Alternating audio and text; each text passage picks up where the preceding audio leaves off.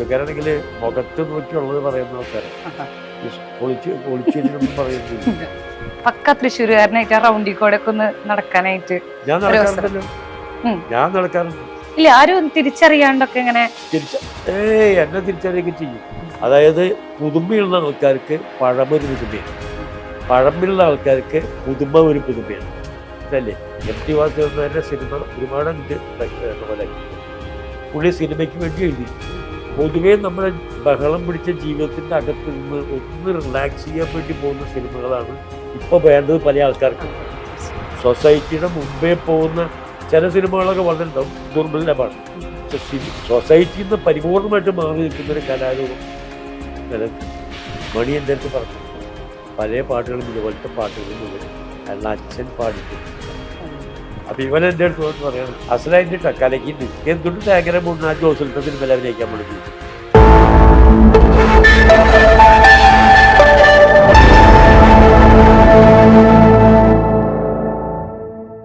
ഏതെങ്കിലും ക്യാരക്ടേഴ്സേ ചെയ്യണ്ടായിരുന്നു എന്ന് തോന്നിയിട്ടുള്ള ഏതെങ്കിലും ക്യാരക്ടേഴ്സ്? ഒരുപാട് ക്യാരക്ടേഴ്സ് ഉണ്ട്, ഒരുപാട് ക്യാരക്ടേഴ്സ്. അതങ്ങനെയാണ്. ഇത് വേണ്ടായിരുന്നു എന്ന് തോന്നിയിട്ടുണ്ടല്ലേ? വേണ്ട തോന്നിയിട്ടുണ്ട്. അത് ഈ ഇപ്പൊ നിങ്ങൾ ഉദ്ദേശിച്ചു ഒരുപക്ഷെ കേൾക്കുമ്പോൾ ഉദ്ദേശിക്കുന്ന വെച്ചാൽ ഒരു ബലാത്സംഗവും കൊളറാമൊക്കെ ചെയ്യുന്ന ക്യാരക്ടർ ആയതുകൊണ്ടല്ല കേട്ടോ. അതല്ല, അങ്ങനെയല്ല ഞാൻ ഉദ്ദേശിച്ചത്. അതല്ല, ഒരു വസ്തുവിന് കൊള്ളാത്ത ചില സീനുകളകത്ത് ചെന്ന് പെട്ടിട്ട് ആരും കാണില്ല. എന്നോട് ചോദിച്ചിട്ടുണ്ട് ഒരു സിനിമ, ഈ ബിന്ദു തിയേറ്ററില്ലേ ഇവിടെ, ബിന്ദു, അതിന്റെ പേര് പഴയ പോലെ മാതാ തിയേറ്റർ. ആ മാതാ തിയേറ്ററിൽ ഞാൻ സിനിമ കാണാൻ പോയപ്പോൾ എന്നോട് ചോദിച്ചു, പുറത്തിറങ്ങിയപ്പോൾ തൃശ്ശൂർക്കാരാണെങ്കിൽ മുഖത്ത് നോക്കിയുള്ളത് പറയുന്ന ആൾക്കാരാണ്, ഈ ഒളിച്ചു വെച്ചിട്ടൊന്നും പറയുന്നില്ല. എന്നോട് ചോദിച്ചു, രവിചേട്ടൻ കൈ കൊടുക്ക്, കൈ കൊടുത്തു. അസലായിട്ട് കലക്കിണ്ട് എന്തുകൊണ്ട് തേങ്ങര മുന്ന ജോസിലത്തെ സിനിമയിൽ അഭിനയിക്കാൻ വേണ്ടി ചോദിച്ചിട്ടുണ്ട്. 2 സിനിമ ഒളിപ്പിച്ച് നടന്നുകൊണ്ടിരിക്കുക.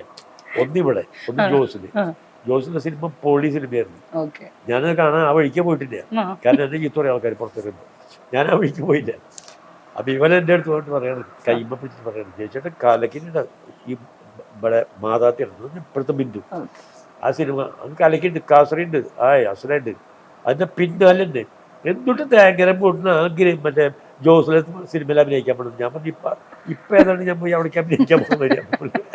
അതൊക്കെ നമ്മുടെ പ്രസന്റേഷൻ്റെ ശൈലിയാണ്. ആ ശൈലി വേറെ തൃശ്ശൂർ ജില്ലയിൽ നിന്ന് വേറെ എവിടെ ഇല്ല. അതെ, ഈ ഒരു ഒറ്റ ദിവസം സെലിബ്രിറ്റി മൂടി നിന്നിട്ട് ഇങ്ങോട്ട് ഇറങ്ങിയിട്ട് പക്ക തൃശ്ശൂരുകാരനായിട്ട് ആ റൗണ്ടിൽ കൂടെ ഒക്കെ ഒന്ന് നടക്കാനായിട്ട് ഞാൻ നടക്കാറുണ്ടല്ലോ. ഞാൻ നടക്കാറുണ്ട്. ഇല്ല, ആരും തിരിച്ചറിയാണ്ടൊക്കെ ഇങ്ങനെ എന്നെ തിരിച്ചറിയൊക്കെ ചെയ്യും. നമ്മൾ ഈ കാണാത്ത സാധനം കാണുമ്പോഴല്ലേ ബുദ്ധിമുട്ടുണ്ടാവുക. ഇതിങ്ങനെ കാണാൻ വിഷമമില്ലാന്ന് തോന്നി കഴിഞ്ഞാൽ പിന്നെ ആർക്കാ പ്രശ്നം? ഞാൻ ചോദിക്കുന്നത്, നമ്മൾ കെട്ടിപ്പൂട്ടിയൊക്കെ പോകുമ്പോൾ വലിയ പ്രശ്നം ഇതെന്താ നോക്കാൻ അതില്ലാതെ പോയപ്പോൾ ആര് കാണാൻ, ആര് നോക്കാൻ. ആദ്യം ചിലപ്പോൾ ബുദ്ധിമുട്ട് വരുന്ന ചില സന്ദർഭങ്ങളുണ്ട്. ഞാൻ പോയി എനിക്കുള്ള സാധനങ്ങളൊക്കെ ഞാനാ പോയി മേടിക്കാം. ഞാൻ കടയിൽ പോകും. എല്ലാവരും ഒരു സെലിബ്രിറ്റി അല്ലായിരുന്നെങ്കിൽ മീൻ വാങ്ങാൻ പോവില്ല, ഇറച്ചി വാങ്ങാൻ പോവില്ല. അല്ല, മോശമായിട്ടല്ല, നിങ്ങളുടെ ചോദ്യം അതായിരിക്കും ഞാൻ വിചാരിച്ചത്. മോശമായതുകൊണ്ടല്ല, ഞാൻ വെജിറ്റേറിയൻ. അത് ഇറച്ചിക്കടയിൽ പോകണം മോശമായിട്ടാണെന്ന് ചോദിക്കുന്നത് ഞാൻ വിചാരിച്ചു. അല്ലല്ല, അങ്ങനെ ചോദിക്കില്ല. ഒരു പക്ഷേ സെലിബ്രിറ്റി ആയില്ലായിരുന്നെങ്കിൽ ഇന്ന് തൃശ്ശൂർ റൗണ്ടിൽ ഇങ്ങനെ നടക്കുമായിരുന്നു അല്ല എന്നാണ് ഉദ്ദേശിച്ചത്. സ്വാതന്ത്ര്യത്തിന് കുറവുണ്ട്, സ്വാതന്ത്ര്യത്തിന് കുറവുണ്ട്. കാരണം വെച്ചാൽ നമുക്ക് എല്ലാ സ്ഥലത്തും കയറി ചെല്ലാൻ പറ്റും. മാത്രമല്ല നമുക്ക് ഈ ഇറങ്ങി നടക്കുമ്പോൾ എന്താ വെച്ചാൽ അത്യാവശ്യം ചിലപ്പോൾ വല്ലപ്പോഴൊക്കെ നമ്മൾ ഈ ഒരാൾ വന്നിട്ട് ഒരു സെൽഫി എടുക്കട്ടെന്ന് ചോദിച്ചു കഴിഞ്ഞാൽ പിന്നെ സെൽഫിക്ക് ആൾക്കാർ കൂടും. അങ്ങനെയൊക്കെ ഉണ്ട്. നമുക്ക് പെട്ടെന്ന് ഒരു സ്ഥലത്ത് നിന്ന് ഓടി പോകേണ്ട ഒരു കണ്ടീഷൻ വരുമ്പോൾ മുമ്പിൽ വന്ന് നിന്നിട്ട് ഒരു സെൽഫി എടുക്കണമെന്ന് ചോദിച്ചു കഴിഞ്ഞാൽ നമ്മൾ പറ്റില്ല എന്ന് പറയേണ്ടി വരും. കാരണം എനിക്ക് പോവാൻ തിരക്കുണ്ടാവുക സമയത്ത്. ആ ഒരു വിദ്വാൻ എന്നെ കുറിച്ച് പറയുമ്പോൾ ഭയങ്കര ഹെഡ് വെയിറ്റ് അപ്പാന്ന് പറയും. ആയിക്കോട്ടെ, പറഞ്ഞിട്ട് കുഴപ്പമില്ല, എനിക്ക് പക്ഷെ എന്നാലും ഞാൻ ഇവരുടെ ഇടയിലൊക്കെ പോകും. ഞാൻ പോകും, ബസ്സിൽ പോകാറുണ്ട്. ഇവിടെയല്ല, ലോങ് ട്രിപ്പ് ഒക്കെ പോകണം. എനിക്കങ്ങനെ ഞാൻ ഒരു ഇമേജ് ഒന്ന് കീപ്പ് ചെയ്യുന്ന ഒരാളുണ്ട്. നമ്മൾ സിമ്പിളാണ്. അല്ല, എനിക്ക് അല്ലാതെ പറ്റൂല. ഞാൻ എൻ്റെ ജീവിതത്തിൽ ഞാൻ അല്ലാതെ ആവാൻ പറ്റുന്നില്ല. തീർച്ചയായിട്ടും ഒരുപാട് മാറ്റങ്ങൾ വരുത്തൂലേ ഒരു സിനിമയിലേക്ക് കടക്കുമ്പോൾ, അല്ലെങ്കിൽ ഒരു ഫിലിം ആക്ടർ ആവുമ്പോൾ നമ്മുടെ ലൈഫ് സ്റ്റൈൽ തന്നെ ശരിക്കും മാറിപ്പോവില്ലേ? മാറാം വേണമെങ്കിൽ മാറാത്തതും ഇഷ്ടം പോലെ ഉണ്ടാക്കാം. സാർ അങ്ങനെ മാറ്റിയിട്ടുണ്ടോ? ഞാൻ മാറ്റണം എന്ന് വെച്ചാൽ മാറ്റണമല്ലല്ലോ, നിങ്ങൾ മാറ്റല്ലേ എന്നെ, അതല്ലേ പ്രശ്നം. അതായത് ഞാൻ ഇറങ്ങി മുമ്പ് ഞാൻ ടീച്ചറെ പോകണമെന്ന് പറയാം 4 ആൾക്കാർ കൂടെ, ഞാനല്ല മാറ്റണത്, അതോടെ പ്രശ്നം. അപ്പൊ നമ്മളൊന്ന് ചിരിച്ചിട്ടും എല്ലാ സമയത്തും ചിരിക്കാൻ പറ്റും, ഭയങ്കര ഹുക്ക് എന്ന് പറയും. ഞങ്ങളാണ് അപ്പൊ പ്രശ്നക്കാര്. നിങ്ങളൊന്നല്ല ഞാൻ പറഞ്ഞാല്, അല്ല അത് പ്രശ്നമായിട്ടല്ല പറഞ്ഞത്. എനിക്ക് ആ മാറ്റാൻ പറ്റുന്നത് അങ്ങനെയാണ് അല്ലേ, അങ്ങനെയല്ലേ. ഇപ്പൊ ഞാൻ ചോദിക്കുന്നത്, നിങ്ങൾ എൻ്റെ കൂടെ എനിക്കൊരു ഒരു സെൽഫി എടുക്കട്ടെ എന്ന് ചോദിച്ചു കഴിഞ്ഞാൽ, നിങ്ങൾ എന്നെ ഒരു നിങ്ങളെക്കാൾ നിങ്ങൾ ഇഷ്ടപ്പെടുന്ന ഒരാളായിട്ട് കണ്ടിരിക്കണം അല്ലേ. സാർ പഴയ ഒരുപാട് ഫിലിംസ് ഇപ്പൊ റിലീസ് ചെയ്യുന്നുണ്ട്, അത് ജനം സ്വീകരിക്കുന്നുണ്ട്. അതെന്തുകൊണ്ടായിരിക്കും? അത് സിനിമ എന്ന് പറയുന്നതിൽ ഒരു മാറ്റമില്ലാത്തത് കൊണ്ട് തന്നെയാണോ? എന്തുകൊണ്ടായിരിക്കും അത്? നാടൻ പാട്ടുകൾക്ക് മാർക്കറ്റ് ഉണ്ട്. ഓ, നമ്മുടെ ചാലക്കുടിക്കാരൻ തീർച്ചയായിട്ടും പാടിയിരുന്ന നാടൻ പാട്ടുകളാണ്. അങ്ങനെ പാടുന്ന പാട്ടുകൾ മുഴുവൻ സാധാരണ നമ്മുടെ കൃഷി പണിക്കാരും ആൾക്കാരും കുട്ടികളൊക്കെ പഴയ കാലത്ത് പാടത്ത് പണിയെടുക്കുന്ന സമയത്തും വഴിയിലൊക്കെ നടന്ന് പാടുന്ന പാട്ടുകളാണ്. മണി എൻ്റെ അടുത്ത് പറഞ്ഞിട്ടുണ്ട്, പല പാട്ടുകളും ഇതുപോലത്തെ പാട്ടുകൾ മുഴുവൻ അയാളുടെ അച്ഛൻ പാടിക്കൊണ്ടിരുന്ന പാട്ട്. അത് നാടൻ പാട്ടാണ്. ആ നാടൻ പാട്ടിന് ഇന്നും ശ്രോതാക്കളുണ്ട്, മനസ്സിലായോ. അപ്പം പഴയത് എന്ന് പറഞ്ഞ കലാരൂപത്തിൻ്റെ അകത്ത് അങ്ങനെ സാധനമില്ല. പഴയതിനും പുതിയതിനും രൂപം ഇതുണ്ട്. ഇപ്പോഴത്തെ സിനിമ എന്ന് പറഞ്ഞു കഴിഞ്ഞാൽ പഴയ കാലത്തെ സൊസൈറ്റിയിൽ മനുഷ്യൻ ജീവിച്ചിരുന്ന ആ രീതിയിൽ ജീവിക്കുന്ന രീതിയല്ല ഇപ്പോഴുള്ളത്. ഇപ്പോഴത്തെ വളരെ ഫാസ്റ്റായിട്ടുള്ള ലൈഫാണ്. നിങ്ങൾക്ക് ഇഷ്ടം പോലെ പ്രോബ്ലംസ് ഉണ്ട് ഇപ്പോഴുള്ള ആൾക്കാർക്ക്. അതായത് കാലത്ത് തന്നെ ഈ ക്ലാസ്സിൽ പഠിക്കുന്ന ഒരു ചെറിയ കുട്ടി കിടന്ന് ഉറങ്ങുകയായിരിക്കും. 10 മണി 8 മണി 7:30 മണിക്ക് പുറപ്പെടിച്ച കുട്ടി കിടന്ന് ഉറങ്ങുണ്ടാവും, 8 മണിക്ക് പോകാനുള്ള കുട്ടി. ആ സമയത്ത് കേൾക്കുന്നത് എന്താ വെച്ചാൽ, അമ്മ ചീർപ്പ് തലയെ വെച്ച് ഇരിക്കുകയായിരിക്കും, വന്നിട്ട് വേണം മുടി ചീകിയിട്ട് ശരിയാക്കി വിടാൻ വേണ്ടിയിട്ട് അടുക്കളയിലാവും. അപ്പം അച്ഛനോട് പറയും, നിങ്ങൾ പോയിട്ട് ആ മോനെന്ന് വിളിക്കുന്ന പറയും. ആദ്യം തന്നെ ഡാ എന്നൊരു വിളിയാണ്. ഈ അട്ടഹാസം കേട്ട കുട്ടി എണീക്കുക, മനസ്സിലായോ. അപ്പം ആ രീതിയിലാണ് കുടുംബത്തിൽ നടക്കുന്നത്, അങ്ങനെയാണ്. അപ്പം ഇതിൻ്റെ അകത്ത് ഒരു പഴമയും പുതുമയും ഉണ്ട്, രണ്ടുമുണ്ട്. അതായത് പുതുമയുള്ള ആൾക്കാർക്ക് പഴമൊരു പുതുമയാണ്, പഴമയുള്ള ആൾക്കാർക്ക് പുതുമ ഒരു പുതുമയാണ്, മനസ്സിലല്ലേ. ഇത് രണ്ടും അങ്ങനെയാണ്. കാരണം നിങ്ങൾക്ക് പരിചയമില്ലാത്ത സംഗതിയാണ്. ഞാനിപ്പോൾ നിങ്ങളോട് പറയാണ്, പഴയ കാലത്ത് ചക്രം ചവിട്ട് നിങ്ങൾ കണ്ടിട്ടുണ്ടോ? കാലുകൊണ്ട് ഇങ്ങനെ ചവിട്ട്. അത് ഇപ്പൊ ആരെങ്കിലും ചവിട്ടുന്നത് അത് സിനിമയിൽ കണ്ടിട്ടുണ്ട്, സിനിമയിൽ കാണുന്നത്. അത് കാണുമ്പോൾ നിങ്ങൾക്കൊരു പുതുമയാണ്, മനസ്സിലായോ. അപ്പൊ ആ പഴമ നിങ്ങൾക്ക് പുതുമയായി.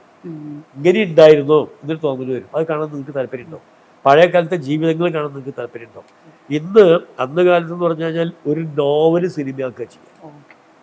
ഒരു നോവൽ എടുത്തിട്ട് നല്ലൊരു നോവൽ ഉണ്ട്, യക്ഷി, എന്തെല്ലാം നോവലുകൾ, വലിയ സാഹിത്യകാരന്മാരുടെ മുഴുവൻ നോവലുകളാണ്. MT വാസുദേവൻ നായരുടെ സിനിമ ഒരുപാട് അങ്ങനത്തെ നോവലാക്കിയിട്ടുണ്ട്. പുള്ളി സിനിമയ്ക്ക് വേണ്ടി എഴുതിയിട്ടുണ്ട്. അപ്പം അത്തരത്തിലുള്ള വലിയ എഴുത്തുകാരുടെയാണ്, സാഹിത്യകാരന്മാരുടെ കൃതികളാണ് പക്ഷേ പലപ്പോഴും സിനിമയാക്കി വന്നത്. പിന്നീട് എന്താ വെച്ചാൽ, ഞാൻ വില്ലൻ ക്യാരക്ടർ ചെയ്യുക. അപ്പം ആ വില്ലൻ ക്യാരക്ടർ ചെയ്യുന്നത് 2 പടത്തിൽ നന്നായി ചെയ്യുന്നതാണ്, കുഴപ്പമില്ല എന്ന് തോന്നി. അപ്പം എന്താ വെച്ചാൽ, വേറൊരു പുതിയ ആളെ വിളിക്കുന്നേക്കാൾ നല്ലതെന്ന് വെച്ചാൽ എസ്റ്റാബ്ലിഷ്ഡ് ആളെ വിളിച്ചു കഴിഞ്ഞാൽ ഏൽക്കും സാധനം തോന്നിക്കൊണ്ട് എനിക്ക് പറ്റിയൊരു സാധനം എഴുതിയിട്ടൊക്കെ അങ്ങനെയായി. അപ്പം അതൊന്ന് പതുക്കെ മാറിയിട്ട് അങ്ങനെയായി. പിന്നെന്താ വെച്ചാൽ ലൈഫ് മാറിയപ്പോൾ നിങ്ങൾക്ക് എന്താ വെച്ചാൽ എല്ലാം ഞാൻ മറ്റേ സതയം എന്ന് പറഞ്ഞ സിനിമ കഴിഞ്ഞിട്ട് ഞാനും എൻ്റെ വൈഫൊക്കെ കൂടി എലൈറ്റ് ഹോട്ടലിൽ ഭക്ഷണം കഴിച്ചുകൊണ്ടിരിക്കുമ്പോൾ വൈഫിൻ്റെ സുഹൃത്തുക്കൾ, അവർ പഠിച്ചു ഡോക്ടറാണ്.